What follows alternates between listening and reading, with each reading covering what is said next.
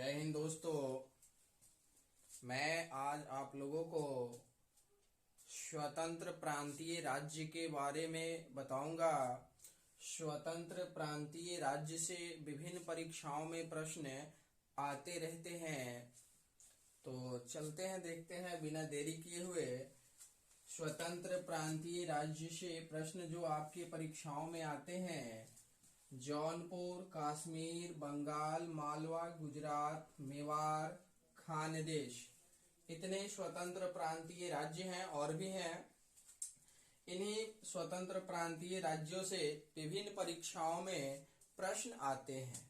चलिए देखते हैं पहला प्रश्न। जौनपुर के संस्थापक कौन है? तो फिरोज शाह तुगलक हैं।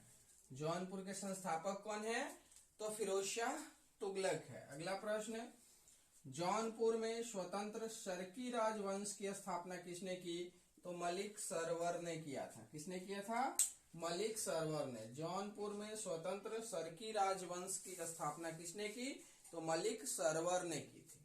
आगे देखते हैं, भारत का सिराज किसे कहा जाता है? ये एक उपनाम है कि भारत का सिराज किसे कहते हैं?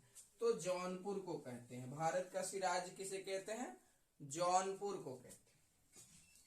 अटाला देवी मस्जिद का निर्माण किस शासक ने करवाया था? अटाला देवी मस्जिद का निर्माण इब्राहिम शाह शर्की के द्वारा 1408 ईस्वी में करवाया गया था। याद रखेंगे, अटाला देवी मस्जिद का निर्माण किस शासक के द्वारा कराया गया? तो इब्राहिम शाह शर्की के द्वारा कराया गया था 1408 ईस्वी में। आगे देखते हैं, झंझरी मस्जिद का निर्माण किस शासक के द्वारा कराया गया? तो इब्राहिम शाह शर्की के द्वारा 1430 ईस्वी में कराया गया। आगे देखते, कश्मीर में हिंदू राजवंश के संस्थापक कौन थे? कश्मीर में हिंदू राजवंश की स्थापना किसने की? तो सुहादेव ने किया था। किसने किया था? सुहादेव ने किया था। कश्मीर में हिंदू राजवंश की स्थापना सुहादेव ने 1301 ईस्वी में की थी। आगे देखते, कश्मीर का अकबर किसे कहते हैं? तो जैनुल आबिदीन को कहते हैं। कश्मीर का अकबर किसे कहते हैं? जैनुल आबिदीन को कहते हैं। आगे देखते हैं, कश्मीर को मुगल साम्राज्य में किस शासक ने मिलाया था? तो अकबर ने 1588 में मिलाया था। कश्मीर को मुगल साम्राज्य में किसने मिलाया था? तो अकबर ने 1588 ईस्वी में मिलाया था। पांडुआ में अदीना मस्जिद का निर्माण किस शासक ने किया? तो सिकंदर शाह ने किया था। पांडुआ में अदीना मस्जिद का निर्माण किस शासक ने किया? तो सिकंदर शाह ने किया था 1364 ईस्वी में। महाप्रभु चैतन्य, बार बार प्रश्न आते रहते हैं कि महाप्रभु चैतन्य बंगाल से संबंधित है। तो महाप्रभु चैतन्य किस शासक के समकालीन थे? तो अलाउद्दीन के समकालीन थे। महाप्रभु चैतन्य किसके समकालीन थे? तो अलाउद्दीन के समकालीन थे। बाबर के आक्रमण के समय बंगाल का शासक कौन था? तो बाबर के आक्रमण के समय बंगाल का शासक नुसरत शाह थे। कौन थे? नुसरत शाह थे। बाबर के आक्रमण के समय बंगाल के शासक नुसरत शाह थे। अगला प्रश्न, जब मुगल सल्तनत पढ़ाएंगे तो उसमें बताएंगे कि बाबर किस दर्रे से होकर भारत में प्रवेश किया है? तो बाबर भारत में प्रवेश खैबर दर्रा से होकर प्रवेश किया है। आगे देखते हैं, सत्यपीर आंदोलन किसने चलाया था? तो सत्यपीर आंदोलन की शुरुआत अलाउद्दीन ने की थी। किसने की थी? अलाउद्दीन ने। सत्यपीर आंदोलन की शुरुआत किसने की थी? अलाउद्दीन ने की थी। मांडू के किले का निर्माण किसने किया था? तो हुसैन शाह ने किया था। हुसैन शाह ने किया था। मांडू के किले का निर्माण किसने किया था? हुसैन शाह ने किया था। आगे देखते हैं, हिंडोला भवन का निर्माण या दरबार हॉल का निर्माण किसने किया था? हुसैन शाह शर्की ने किया था। कौन किया था? हुसैन शाह शर्की ने किया था। जहाज महल का निर्माण किसने किया था? तो गयासुद्दीन खिलजी ने किया था। जहाज महल का निर्माण किसने किया था? गयासुद्दीन खिलजी ने किया था। गुजरात का सबसे प्रसिद्ध शासक कौन हुआ?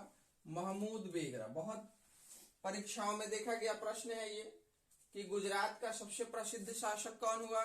तो महमूद बेगरा हुआ। अगला प्रश्न, गुजरात को मुगल साम्राज्य में किस शासक ने मिलाया? तो अकबर ने 1572 ईस्वी में। किसने मिलाया? अकबर ने। गुजरात को मुगल साम्राज्य में किसने मिलवाया? तो अकबर ने मिलाया। कब? तो 1572 ईस्वी में। चित्तौर, बहुत बार परीक्षाओं में देखा गया प्रश्न, चित्तौर में एक विजय स्तंभ, चित्तौर में एक विजय स्तंभ की स्थापना किसने की? तो राणा कुंभा ने किया था। क्वेश्चन आता है कि विजय स्तंभ का निर्माण किसने किया? तो राणा कुंभा ने किया था। कब किया था? 1448 ईस्वी में किया था। तो याद रखेंगे कि चित्तौर में एक विजय स्तंभ की स्थापना राणा कुंभा के द्वारा 1448 ईस्वी में की गई थी। अगला प्रश्न, मेवाड़ की राजधानी कहाँ थी? तो चित्तौड़गढ़ थी। कहाँ थी? चित्तौड़गढ़ थी। मेवाड़ को मुगल साम्राज्य में किस शासक ने मिलाया? तो जहांगीर ने मिलाया था। अगला प्रश्न, हल्दी घाटी का युद्ध कब हुआ? तो 1576 में हुआ था। हमेशा प्रश्न बनते हैं और आते भी रहते हैं कि हल्दी घाटी का युद्ध कब हुआ? तो 1576 में हुआ था। दूसरा प्रश्न बनेगा कि हल्दी घाटी का युद्ध किसके किसके बीच हुआ? तो हल्दी घाटी का युद्ध महाराणा प्रताप और अकबर के बीच हुआ।